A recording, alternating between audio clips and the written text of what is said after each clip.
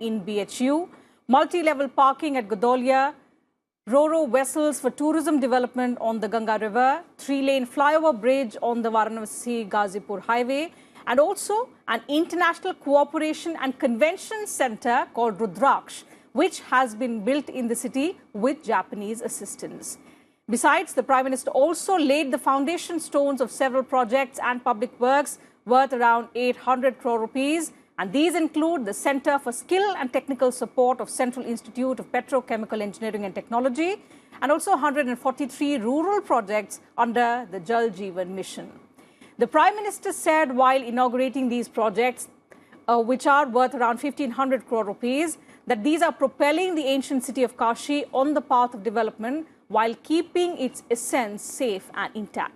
So on this edition of The Big Picture, we will talk about the government's development push in Varanasi, the transformation that has happened in this heritage city towards now becoming a smart city, and how this transformation has benefited the promises, in fact, to further ease the lives of people in not just Varanasi, but the entire Purvanchal region. In fact, the Prime Minister keeps talking about Purvanchal being the gateway of development for this entire Purvanchal region. So how has it transformed the lives of people in this region? These are some of the aspects that we will discuss in the course of the program today. For this, two distinguished panelists are joining me on the program. Let me first introduce them to you. I'm joined on the program by two senior journalists, Smita Mishra and Mr. Sanjay Singh. Welcome to both of you on this edition of The Big Picture. Smita Mishra, let me begin the program today with you. Varanasi, being the Prime Minister's constituency, we've seen a tremendous development push in this constituency, Smita Mishra. Today also, a number of development projects have been inaugurated by the Prime Minister. He also laid the foundation stone of several other projects. Let's first begin talking about the significance of the projects that were inaugurated today by the Prime Minister for Varanasi and its people. Varanasi today is not just any other city in the country. It is also the Lok Sabha constituency of the Prime Minister of India. So if there is attention being given to the area, its development, its progress, nobody should be surprised. Because if the Prime Minister does not pay attention to his constituency, the residents of his constituency, the development of the area, then how are the other MPs of the country going to get inspiration from? Certainly. That said, I want to come to the geographical location of Varanasi also, before we move on to the cultural, spiritual significance of the city. You see, Varanasi is not only an important center in eastern Uttar Pradesh. It is not just a cultural, spiritual, ancient cultural seat of the country, but the influence of Varanasi in all terms, in terms of education, in terms of health, in all aspects of progress, the influence of Varanasi pans all over, the western part of Bihar as well. So actually, what I'm trying to stress here is that when you pay attention to Varanasi as a hub of development and growth, then actually the benefits are going to accrue not only in Varanasi city, not only even in eastern Uttar Pradesh, but the influence is going to percolate right up to parts of western Bihar. So in that sense, it makes very, very good and very visionary sense to develop Varanasi in all aspects of growth, be it education, be it employment, be it skilling, because today employment is directly connected to skilling and in other all infrastructure related areas. Now coming to the other part of Varanasi, we always feel very proud, and you will find in any number of literature being written about the cultural and spiritual significance of Varanasi, that in Hindu thought, it is considered the most ancient city on the earth. And it is even, if I were to go into the spiritual explanation of it, then we all believe that Varanasi or Kashi is the city that will that will survive even after the world has been destroyed, till a new creation comes out. But that said, the question here is, we cannot just feel very proud about the ancient heritage and the temples and other ancient things that we have in Varanasi and just feel happy and satisfied with the ancient significance of the city. To preserve that significance, to preserve that heritage, to make people feel proud about it, to come and get connected to it, and also in ways which can benefit the residents of Varanasi, we have to develop the city on modern lines. Absolutely. While preserving the ancient heritage and value of the place. You cannot just let it decay, and keep feeling very proud about it. That leads us nowhere. And that is the change that we have been seeing since Prime Minister Narendra Modi has been personally overseeing the development of the area while preserving the ancient, the spiritual significance of the city. We are trying to make it into a global city, a place where Indians as well as people from abroad can feel not only facilitated, they not only feel that they are being cared for, but they come to feel proud about the heritage of the place. Let us not forget that the residents of Varanasi, as also the people living around the villages and in surrounding districts, you cannot just leave them to their fate just because they are connected to an ancient city and it feels very good about it. Absolutely. You have to help them grow.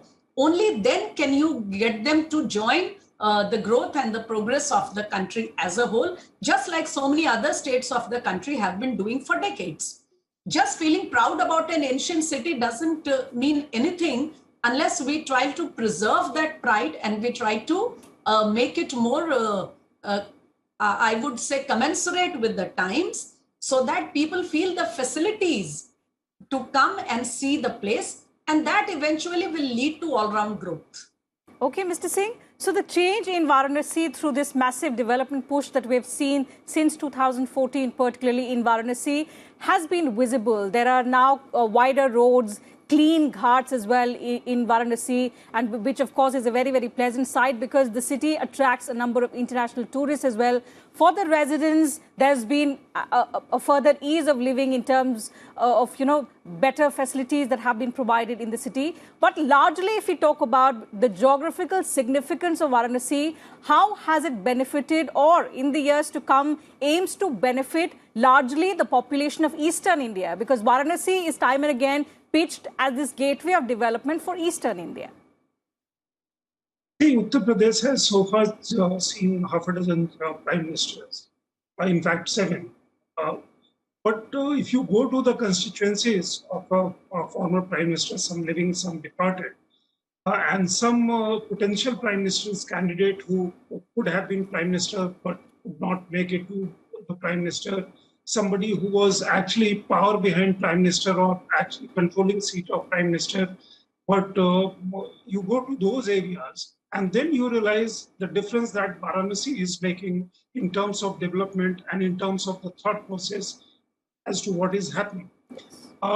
It's why I'm saying this. This is very important to understand how the whole psyche about the concept of development, and also whether you are a prime minister or you are an MP, how do you nurture a constituency? It's not just nurturing a constituency, it is also sending out a larger message that if prime minister of the country is doing this, MP should cater to his constituency.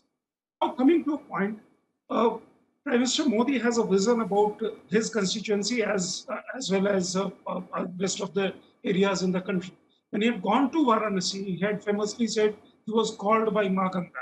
And therefore, he keeps on repeating that and the gratitude of it. In terms of the geographical connect that you are saying, Varanasi is important not only for Eastern India. For Eastern India, we saw that river connectivity between Haldia and Varanasi. Varanasi's position is not only important for Eastern India as geographically, but also for rest of the country. And Varanasi also sends a message across to the world as to how an Indian city should be. Connecting about Eastern India, we saw from Haldia to Varanasi connectivity through river, and that also commercial connectivity. That's a great leap forward in terms of connectivity. In terms of other infrastructure facilities, which Smita Mishra explained beautifully, tourists from social, cultural, and pilgrim, and also those who come here purely as tourists for sightseeing, seeing what India is, They come from all across the country and all across the world. When they go to Varanasi, when they used to go to Varanasi, they of course used to like variety of Varanasi, the ancient city of it. But there was a regret by leaving Varanasi. Could this have been better? And the general refrain was, Varanasi to aisa hi hai. Nothing is going to change. This is the way Varanasi lives. And then we saw the development. Anybody who had gone to Varanasi pre-2014 and anybody who has gone to Varanasi now, not just now, 6 months ago or about a year ago, somebody would be able to tell you the difference. Talk to anyone in Varanasi or anybody who has visited Absolutely. Varanasi. The entire outlook of the city has changed. So, as soon as you land from airport or from the alight at railway station, you can see the difference. The road leading to Assi Ghat, one never imagined that that particular road could be widened.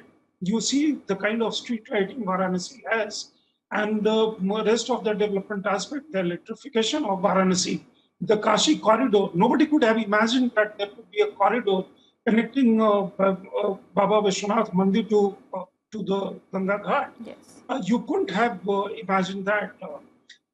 That difference, the difference which Prime Minister Modi is making in Varanasi, that is, besides benefiting Varanasi, this is also giving a perspective, a thought, a psyche, a development, what a determined political leadership can make a difference on the ground for the people, for the country.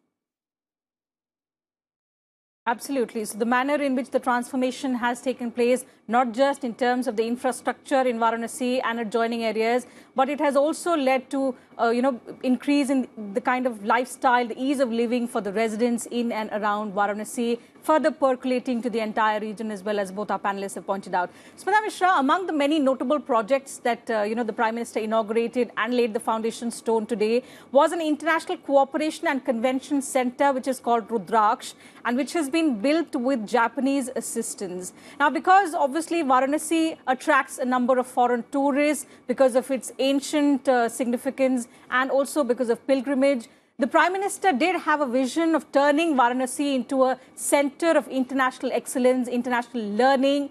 Is this convention center an endeavor towards achieving this very vision of the Prime Minister? Yes, very much so. In fact, I'll just like to add what you said in the beginning of your program while making your opening remarks. Yes.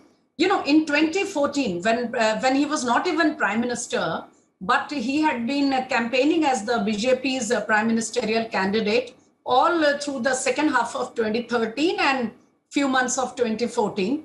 Narendra Modi, the then Chief Minister of Gujarat, had been stressing in all his programs, whether it was in parts of UP, Bihar, Jharkhand, Madhya Pradesh, everywhere, that, one arm of the country making long strides in progress and another arm just depending on the other side for their subsistence and their growth can never make a country truly progressive, the reason being because these parts of the country, Eastern Uttar Pradesh, be it Bihar, Jharkhand, right up to West Bengal, these are some of the most populated states in the country.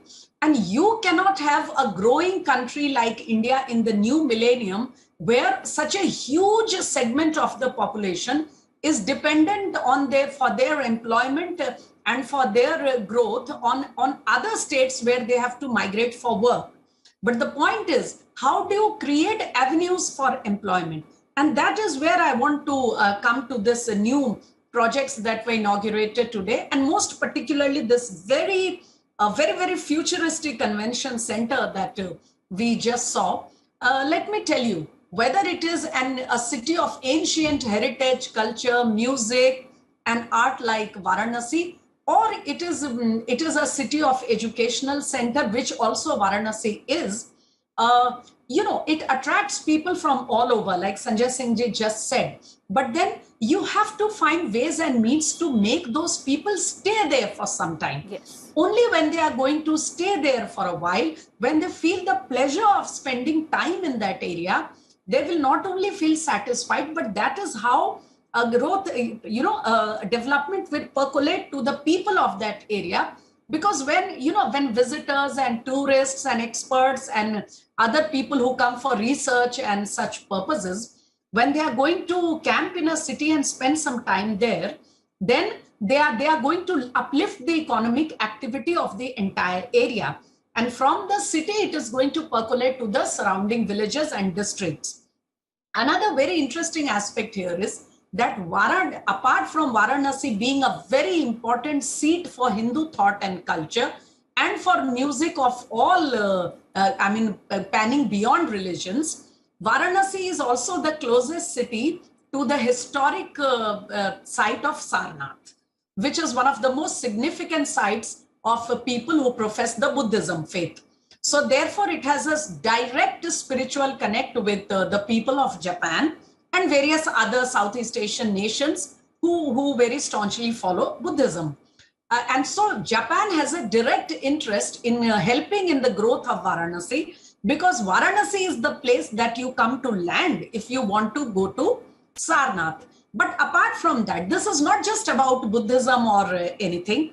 It is also related to Prime Minister's personal rapport with the Japanese government when he took charge as Prime Minister. Since then, this collaboration has been growing and it has been becoming stronger. There are diplomatic, there are even strategic reasons involved here, but I don't think we have the time to go into all that. I will just limit myself to saying that international collaboration is not just about money, okay? It is meant to create a relationship. It is meant to create a bond between the peoples of those countries. And it also creates an international curiosity.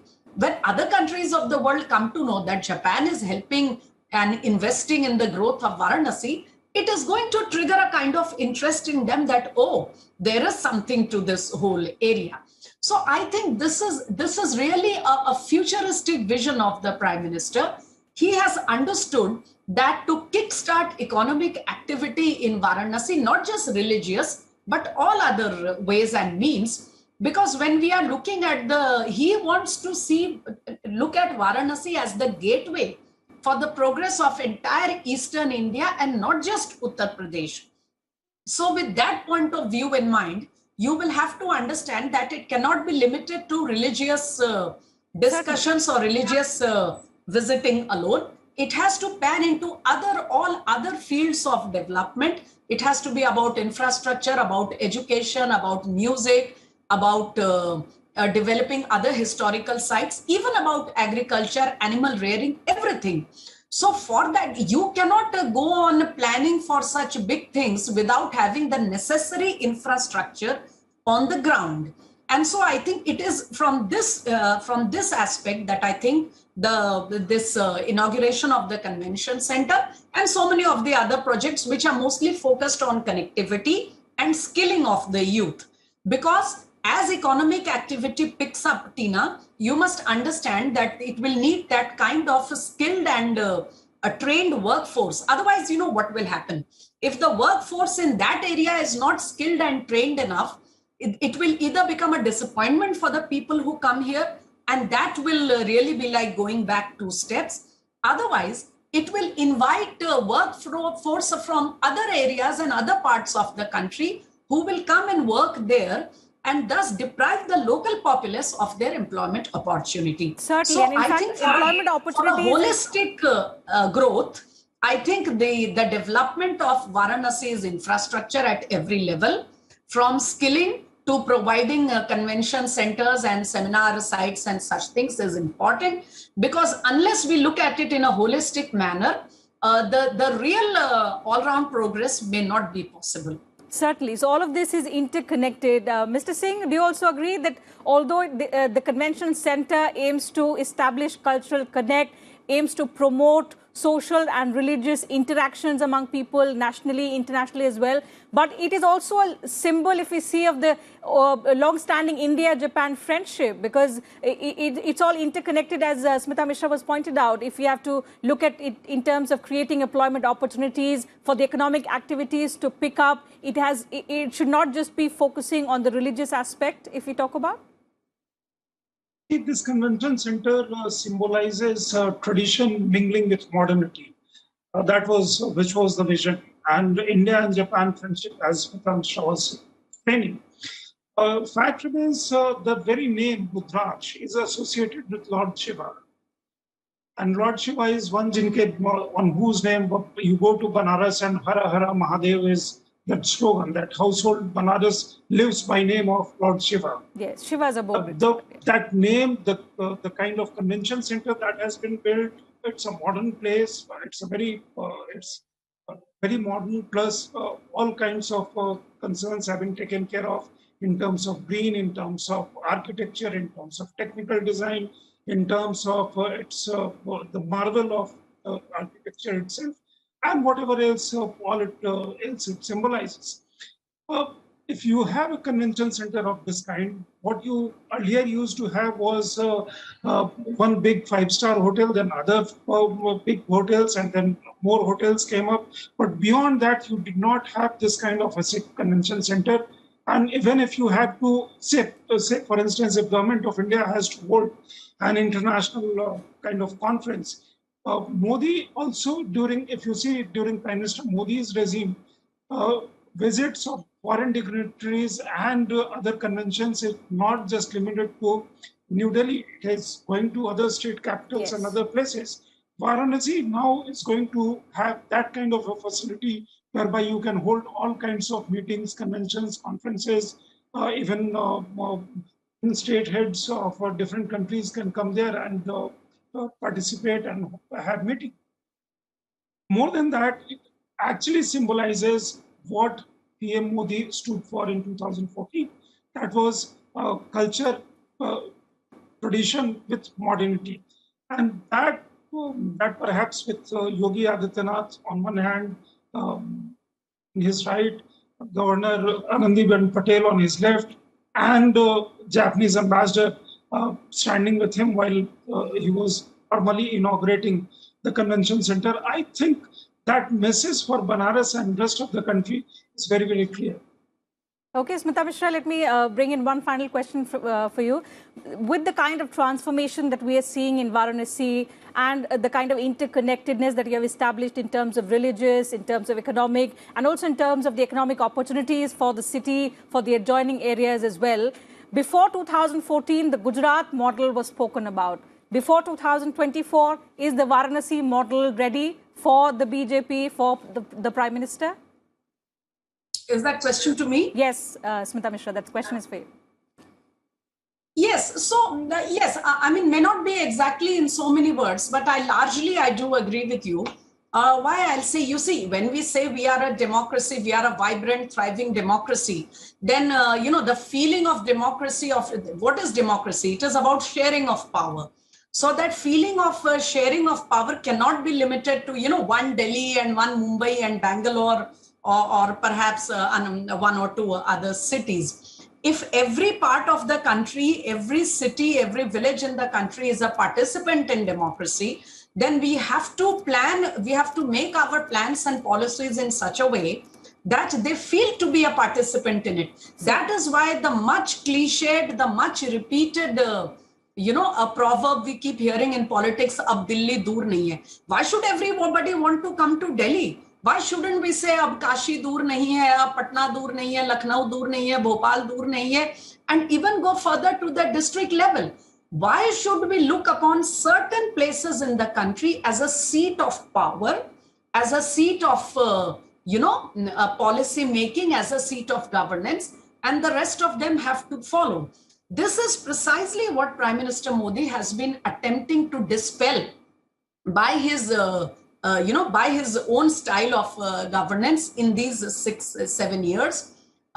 He has moved away very, very important events of the central government to various parts of the country, precisely because he wants the whole of the country to feel like they are sharing in the power arrangement. Absolutely. And from that point of view, I believe that creating such convention centers, boosting up employment, skilling of the workforce, building infrastructure, and then creating avenues for growth depending on the distinct the distinct qualities and the distinct strong points of one particular area is actually taking democracy to its true level.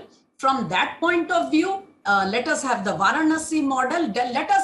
Let us have any number of models in the country, so that no part of the country, no state, no city, no district feels deprived of the benefits of Certainly, power. and as long as all models talk about development, I think it's all good for the country, good for the entire region. And as you pointed out earlier, the Prime Minister's aim certainly has been to end the disparity of one region. So as Smita Mishra had earlier on pointed out in the program, that the Prime Minister did in fact speak about, even when he was not the Prime Minister, that one hand is empowered, the other is not, the other is dependent. So that disparity he has sort of tried to end in the last 7 years. Although the development journey still continues, the projects are still underway. In fact, the Prime Minister today in his speech pointed out that projects worth 8,000 crore rupees are currently underway in Varanasi, and his vision of transforming Kashi into Kyoto is still underway, results for which should be there in the years to come, with the